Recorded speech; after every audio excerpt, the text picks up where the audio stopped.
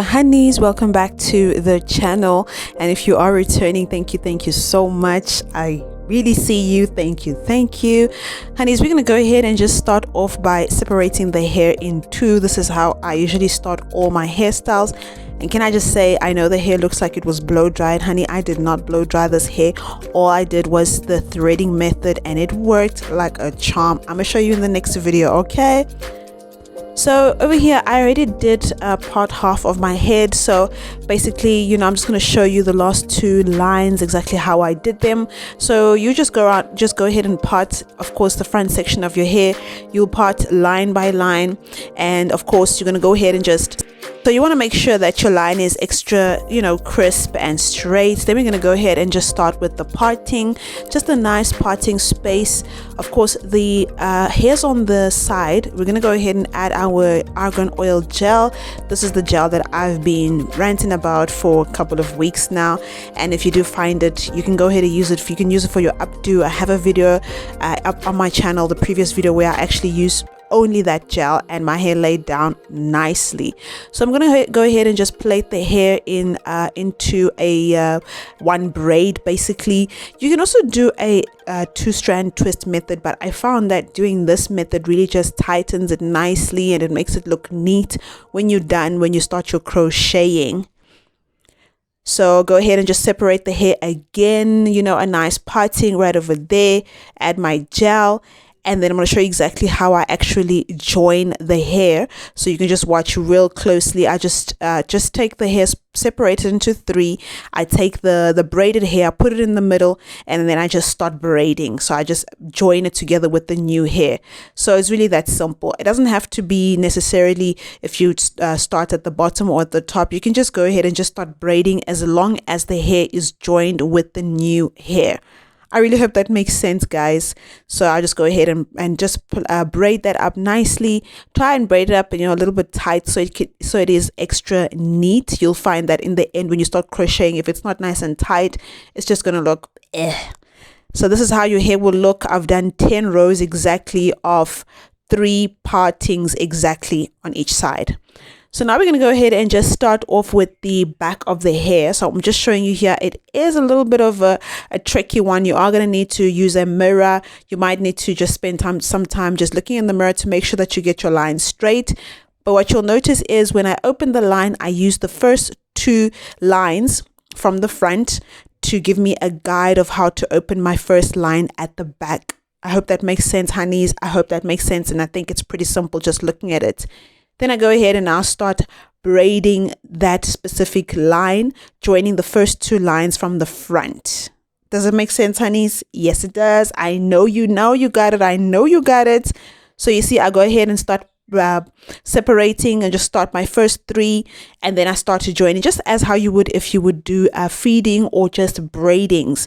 So you go ahead and just do your first 3, separate your hair into 3, and take that first 2 lines from the front, and then I start braiding to the back. Really as simple as that. Now, of course, once again, especially the first part of the braid, you need to make sure that it's extra tight and it's extra neat. Just try and make it like really as neat as possible, meaning pretty laid down as you can, because I'll tell you what, when you start crocheting your hair, it's going to show if it's not laid down nicely. I mean, your line doesn't have to be extra crisp or extra neat. As long as you have a line that's going all the way back, that's okay, but just make sure that you lay it down as much as possible. You can go ahead and try the twisting method, but I just found that this method worked much better. It was just so simple and it just laid down my hair pretty easy. So I would recommend you do this this method, but it's up to you. And that is the end of my first line at the back, honey. That's how it should look. So I'm going to go ahead and open the next line. As you can see, I use the first 2 lines at the front of my head as a guide to open my second line at the back. And I'm going to be honest, this does take a little bit of time, so you must really gain a little bit of patience when you're doing this part of your hair. But I promise you, it didn't take that long. It took me about an hour, 30 minutes exactly to do the whole head, including the parting. So that's really not all that bad, considering how long we usually sit when we do actual braiding. lines, guys. There you go. I got my line. It's not the most perfect line in the world, but I'm happy with it. Okay. So I'm going to go ahead and just start with the braiding of that second line. So what I'm going to do is, of course, I start with the first piece of the hair. I like to just separate it in three as a guide. You don't necessarily have to do this, but I just found it so easy. It's such a good guide for me to know which direction I'm going with the braid, or which direction I'm going exactly with the line. So of course, as you can see, I joined the two pieces of hair at the front. I don't think there's any specific method or way to do it, as long as you lay the hair down nicely, joining it with your hair at the back.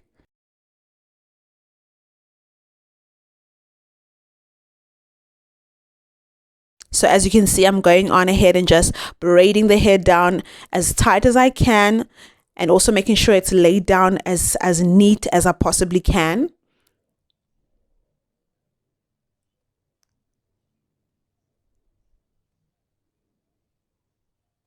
And also, other thing I can encourage you guys to do is always just put in like a nice leave-in conditioner on the ends of your hair, especially if you're someone who has 4C prone dry hair. Then you know that your hair is going to just tangle up and it's going to be painful. So you want to go ahead and just really just put in some nice leave-in conditioner on the ends of the hair. That really helps, especially with the plaiting process.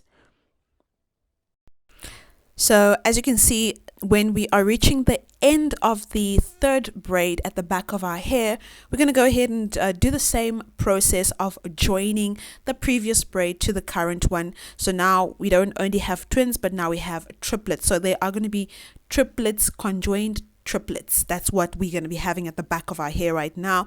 Remember, we joined the first piece of braid at the back with the second. Now we're joining the second with the third. So this is what we're looking like right now, honeys.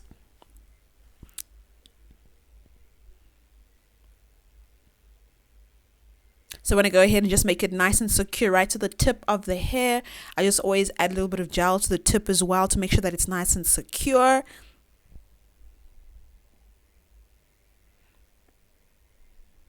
And that's what it looks like currently, and that's what we're looking like. So we're going to go ahead and just finish off the second last line, joining the first two lines at the front of our hair with the next line at the back of our hair, starting off, of course, at the front by separating it into three and making sure that the first piece is really laid down nice and flat as possible, because I promise you it will definitely affect your crocheting when you're now putting in or feeding in your hair to crochet the hair. It's going to just be bumpy and just look So, you know, just try your best, especially at the beginning, to make sure that it lays down nicely, so you know that when you're feeding your crochet, that your crochet flows effortlessly from the front to the back.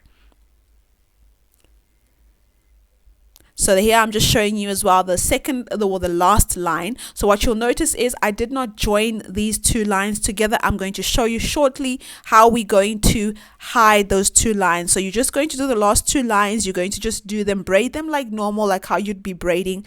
Now you're going to take your crochet and feed in that bit of hair to the previous braid. Okay. It's just going to make it lay down real nicely. And that last one, I was supposed to do the same thing, but I don't know why I fed it into that braid. You're supposed to feed it into the previous braid so it lays down nicely. Okay, sis. And that's what you got looking at the end. You got your nice braiding pattern. It's feeding nicely. It's looking good, looking clean. You remember back in school days, we used to go to school like this. I mean, you know, the front of the head, we used to go to school like this. Our mamas used to do like our hairs like this. And who would have known that we're going to be using this method when we're grown women? Say what? And I'm just showing you there exactly how it looks and exactly how you'll be looking.